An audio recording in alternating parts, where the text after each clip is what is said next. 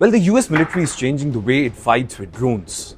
After reportedly suffering a setback in the skies around the Strait of Hormuz, Washington is pushing ahead with the new multinational, multi-domain attack drone force, a move that could reshape America's drone warfare strategy in the Middle East and beyond. On August 13, US Central Command announced Task Force Falcon Strike, bringing together one-way attack drones operated by US forces and potentially regional partners. Well, the force is designed to operate across air, sea, and underwater domains. Regional allies are being consulted, although countries such as Saudi Arabia, the UAE, Jordan, Bahrain, and Qatar have not publicly confirmed participation. But the timing of formation of this very new task force is also very interesting. Well, it comes at a time when reports say the United States of America has lost at least 45 MQ-9 Reaper drones during the Iran war, which is roughly quarter of Reaper fleet it had before the conflict. The reported losses are valued at more than $1.3 billion. So is America building new drone army after learning a painful lesson from Iran's Shahed warfare? Well, come along as we answer this question in today's edition of From the News Desk. The Pentagon's answers appear to be more drones, but cheaper, smaller, and more in number. Task Force Falcon Strike is not simply another drone squadron.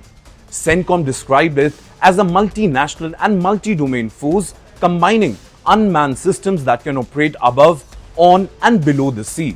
In fact, the United States had already started consulting regional partners and plans to formally invite them into this very initiative.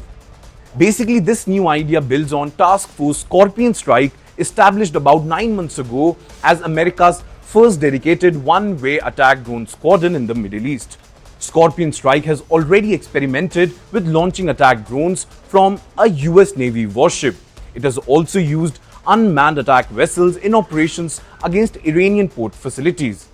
In fact, the US has been developing the low-cost uncrewed combat attack systems, or more famously known as Lucas, an inexpensive one-way attack drone designed to provide a relatively cheap and expandable strike options. The concept is very simple. Instead of sending a highly expensive aircraft or a cruise missile against every target, send large number of cheaper drones.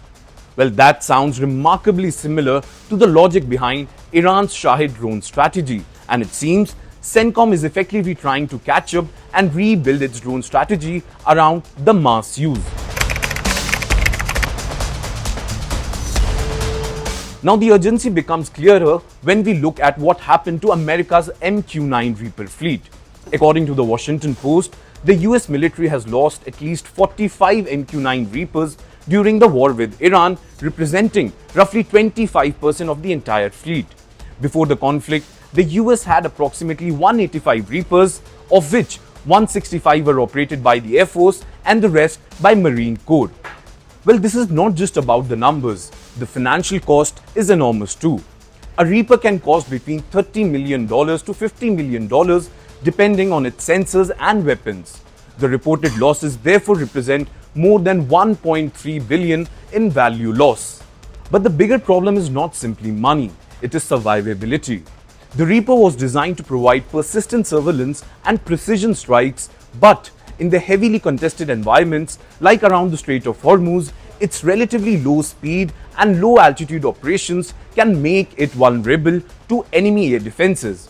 In fact, some reported losses also followed failures of communication links between operators and drones. Well, all of this together creates a difficult equation for Washington. If a drone costing tens of millions of dollars can be destroyed by a much cheaper air defense system, repeatedly sending such platforms into dangerous airspace becomes increasingly expensive. Now, not just drones, but alongside these very systems, the pressure is spreading across the US arsenal. The Washington Post also reports that during the first month of the Iran campaign, American forces fired more than 850 Tomahawk cruise missiles and more than 1,000 Patriot and THAAD interceptors. The Reaper losses therefore fits into a larger story. America's high-end weapons are powerful, but a prolonged war can consume them faster than industry can replace them. Now, this is where the Iranian Shahed drones enters the story. For years, Shahed-type drones were often viewed primarily as relatively cheap weapons used by Iran and its proxies. But their growing use across the Middle East and their development by Russia demonstrated something very important. A drone does not always have to be sophisticated to be strategically dangerous. In fact, the Shahed approach relies heavily on quantity, relatively low cost, and the ability to force an opponent to spend expensive defense weapons against cheaper attacking systems. In fact, at this juncture, it seems like Iran's use of Shahed 136 and other one-way attack drones has helped drive the US towards developing its own inexpensive attack drone capability, and that is perhaps the biggest lesson of the Iran war even for a mighty army like the United States.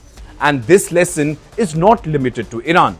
Ukraine has also transformed modern drone warfare, and CENTCOM's current approach reflects lessons from Ukraine and the Red Sea too.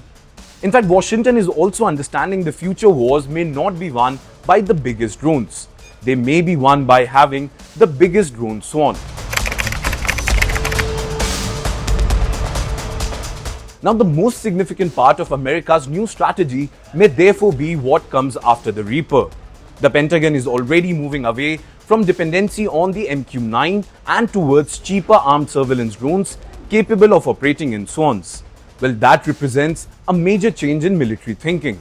The Reaper represents a relatively expensive, highly capable platform, an aircraft that can remain airborne for a long period, carry sophisticated sensors, and launch precision weapons, but the emerging swarm model is very different.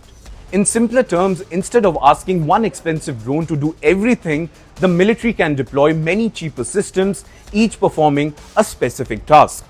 One drone can search, another can jam, another can identify a target, another one can attack, and others can simply overwhelm enemy defenses through numbers. This is precisely why Falcon Strike matters. The United States is attempting to connect its air, maritime, and underwater unmanned capabilities into a broader network while bringing regional partners into the system. Well, the move could eventually give Washington a much larger pool of unmanned systems across the Middle East without relying entirely on traditional aircraft and expensive platforms. Now, at the end, looking at all these developments together, one thing is clear, that the economics of warfare are changing rapidly, and America's answer appears to be very clear. If Iran can build a war around swarms of cheap drones, Washington wants to build a bigger swarm of its own. And Falcon Strike could therefore mark the beginning of America's next drone era, one where Reaper's role gradually gives way to a far larger, cheaper, and more multinational drone army. Well, with that, it's a wrap on today's edition of From the News Desk. Thank you so much for watching, and I'm Yash Goyal signing off for Times Now Digital. Until next time, take care and keep watching this space for more such videos.